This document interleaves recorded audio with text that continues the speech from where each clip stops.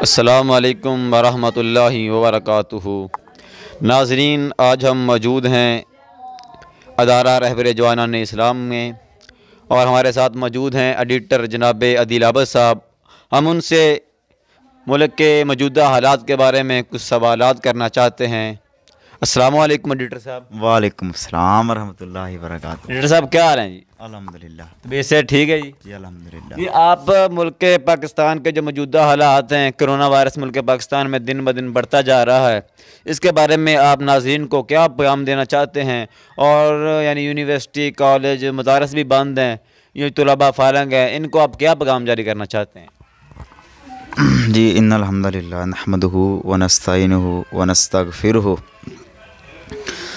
یقیناً موجودہ صورتحال بڑی ہی پریشان کن صورتحال ہے اس وقت۔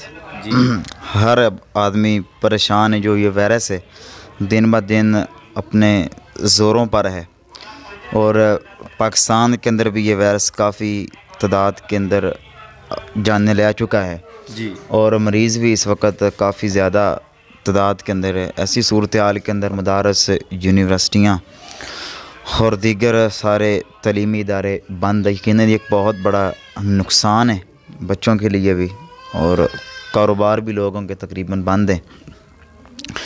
ایسی صورتحال کے اندر ہمیں اللہ رب العالمین کے ساتھ تعلق کو مضبوط کرنا چاہیے، توبہ استغفار کرنی چاہیے، زیادہ سے زیادہ اللہ رب العالمین کو منانا چاہیے، اللہ رب العالمین کو راضی کرنا چاہیے، تاکہ اللہ تعالی ہم پر راضی ہو جائے اور ہمارے گناہوں کو اللہ تعالیٰ اپنی رحمت کے ساتھ معاف فرما دے۔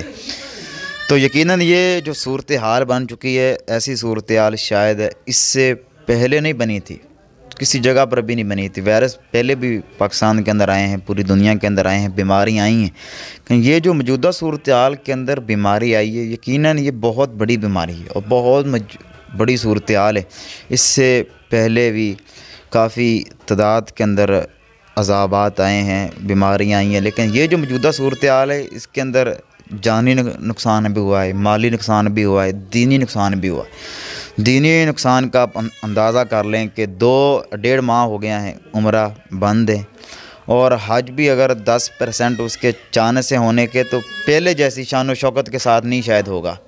تو ایسی صورتحال کے اندر ہمیں اللہ رب العالمین کی طرف رجوع کرنا چاہیے، تاکہ اللہ تعالیٰ ہمارے گناہوں کو معاف فرما دے۔ میں سامعین تک بھی یہی پیغام دینا چاہتا ہوں کہ آپ اپنی زبان کو بند رکھیں۔ نبی کریم کی ایک حدیث ہے نا کہ نجات کس چیز کے اندر، آپ نے 3 باتیں بتائی تھیں کہ اپنی زبان کو بند رکھیں اور اپنے گھر کے اندر آپ رہیں، اور تیسری چیز نبی علیہ السلام نے یہ بیان فرمائی تھی کہ موجودہ صورتحال کے اندر جیسے بھی اپنی زبان کو بھی آپ نے باندھا رکھنا ہے، یعنی اپنی اچھی بات کرنی ہے، اور اپنے گھر کے اندر اپنے زیادہ رہنا۔ یہ نبی کریم نے جو باتیں بتائیں ہیں، یقیناً یہ ہمارے لیے بڑی ہی اہمیت کی حامل ہے۔ اگر ان باتوں پر ہم عمل کریں گے تو یقیناً اس کے اندر ہماری کامیابی ہے۔